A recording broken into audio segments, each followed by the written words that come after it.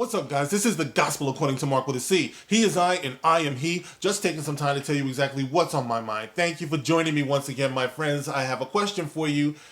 All the Star Wars fans out there, all the people who fell in love with this story so long ago, or maybe it wasn't so long ago, but you still fell in love with the story.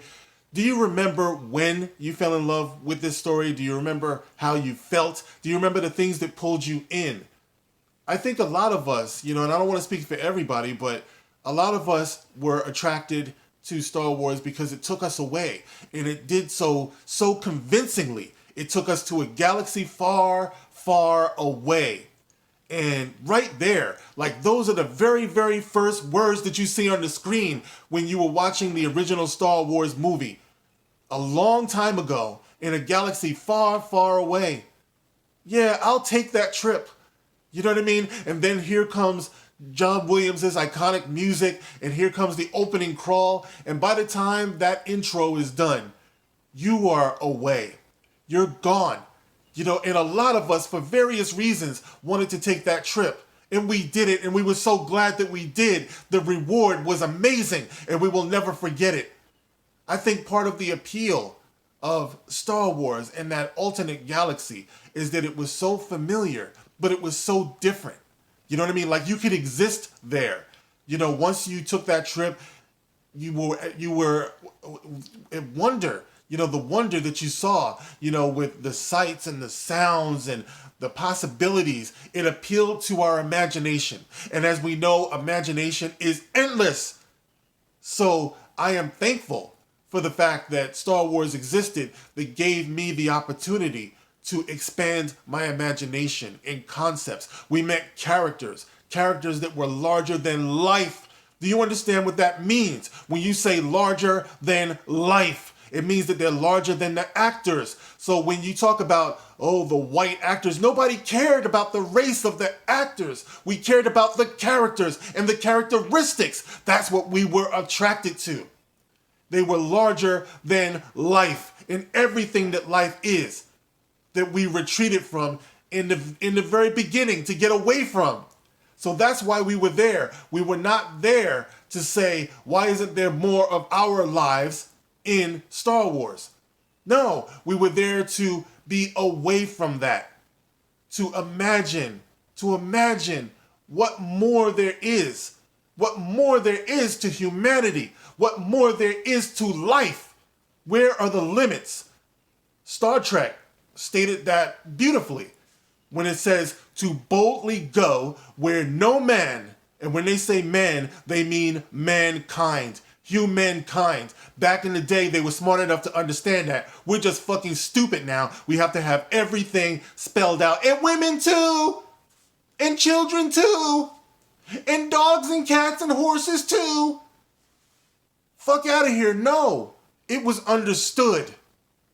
We were talking about the limits of imagination, the far reaches of thought. That's what it was. But what do we have today? We have Lucasfilm under Disney deciding that they want more of this life that we sought to escape. They want to bring this into that faraway galaxy, into that imagination. They want to shrink this world that we found, that George Lucas gave to us, that George Lucas gifted to us. They want to shrink it in the imagination that came with it. So now they want representation of everything that we are today to be put into this galaxy far, far away, a long time ago. It is so far, it's supposed to be so far detached from where we are that everything that we do now isn't even relevant over there. It's about the characters. It's not about the sexual revolution that we are going through today, or the representation of LGBTQ or even racial representation. It's beyond that. Give us compelling characters.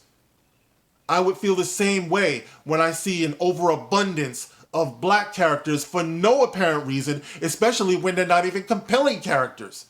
You're not doing me any favors when I see something like that.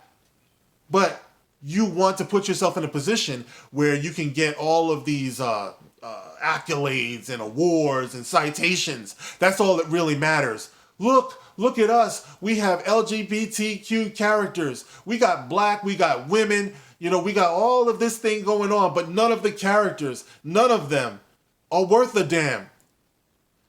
So yeah, I'm talking about this High Republic thing. All right, and what it is you got, you got two so-called trans, non-binary characters in Star Wars for some reason. I don't even know what that means. How can you be trans, which means that you're identifying as or changing your sexual identity from one thing to another, and non-binary, which means that you're not one thing or another? I don't understand that. All right, so you have this thing going on here, and I'm going to cite this article from Gizmodo. It says, say hello to Star Wars trans Jedi, Tarek and Seret.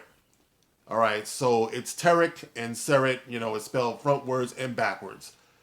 The Force is with them, and a powerful ally it is. Today is the Transgender Day of Visibility, a global push to advocate for transgender people, their rights, and publicly support the fight to protect trans and non-binary people from increasingly draconian assaults on their humanity by governments and powerful individuals around the world. All right, so what does that have to do with Star Wars? That's what's happening here in our world, on our planet, right now, today. That has nothing to do with a long time ago in a galaxy far, far away. Fuck that shit. It doesn't belong there. If you want to use a metaphor, that might be different. If you have the imagination and the creativity to do that, then yeah, sure, go ahead and do that. But Lucasfilm, you don't have that. The story group, you have no imagination. You have no creativity, and all you can do is force this bullshit into something that you claim is for children. But children are sick of this, and I know, because I speak to my son and I speak to his friends, and all of them are sick of this. You think that you are somehow cutting edge or whatever. It would be different if you were, but this is everywhere. They can't turn on their favorite cartoon without seeing something like this. And like I said before, it is all identity politics. It is all virtue signaling. So don't talk to me about, black people, no, because it's the same thing.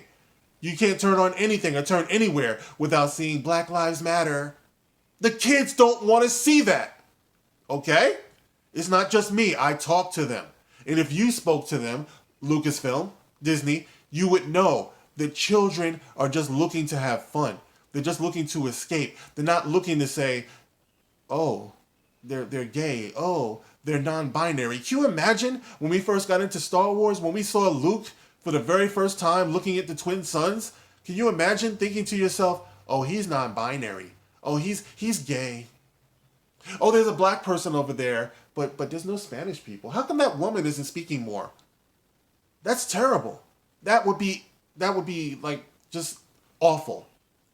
Star Wars would never have taken off back in the day if it was like that. It would never be the phenomenon that it is. You're driving it into the ground. There is a place for this type of thing. Like I said, Star Trek does it perfectly, or used to, until it became also virtue signaling. It used to actually serve a story, to use your imagination and to think about these things and to ponder these things. It used to be that way, but now it's not even like that. The Orville probably does it the best, and I'm still waiting for that show to come back. Just really good characters with a sense of humor who, happen to be a certain way or this way or that way. It's great. It's great in that way. They create really, really, really good characters, lovable characters that you care about first. But as far as I know, they don't wave any flags or anything. They're just telling their story, and you get what you get out of it. But Star Wars, there's no place for this. So it says here, to mark the day, the official Star Wars social media accounts shared a new variant cover for June's The High Republic #6, part of a series that will highlight LGBTQ characters, including Lando Calrissian, Celi Afra, Sana Starros, and more from the Star Wars galaxy. So they got Lando Calrissian in there like we talked about before. This is terrible, guys. You know what I mean? This is absolutely terrible, and it's because you're taking something that is specifically designed to transport people away from this realm, and you're infesting it with the issues of this realm. You know what I mean? It's not about being anti-black or anti-LGBTQ, anti-white, which is what they are also. In order to lift up or push these other things, they have to convince their audience that being white has been the problem in Star Wars and in sci-fi and sci-fantasy. Which is a sick, sick thing when you consider it was a white man who discovered all of this. If you want to create your own universe, well, you can do so.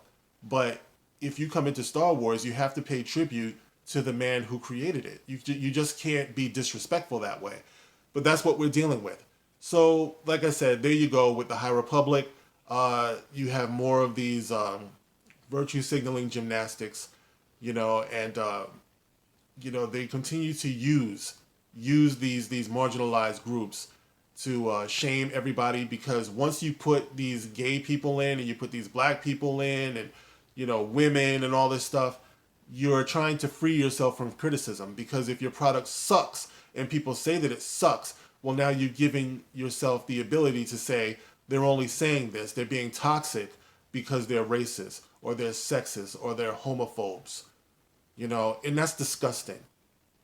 Your product is not free from criticism. But that's what you're really, really using this so-called diversity for. You're not using it to celebrate diversity in that you show that your actors and creators can be diverse. That's where the true diversity comes from. It comes from the people who are creating. Once you have those people creating, well, it's going to be reflected, the diversity of the people.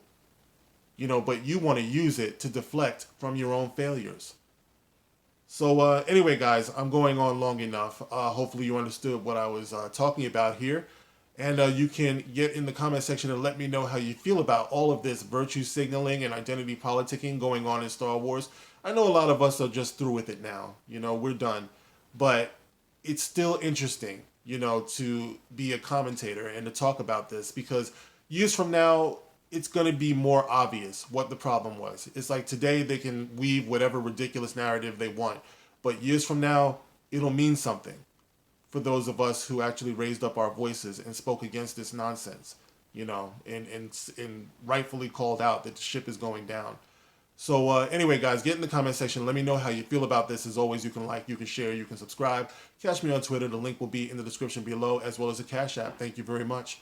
All right, guys, I will catch you in the next one. This is The Gospel According to Mark with a C. Rock on.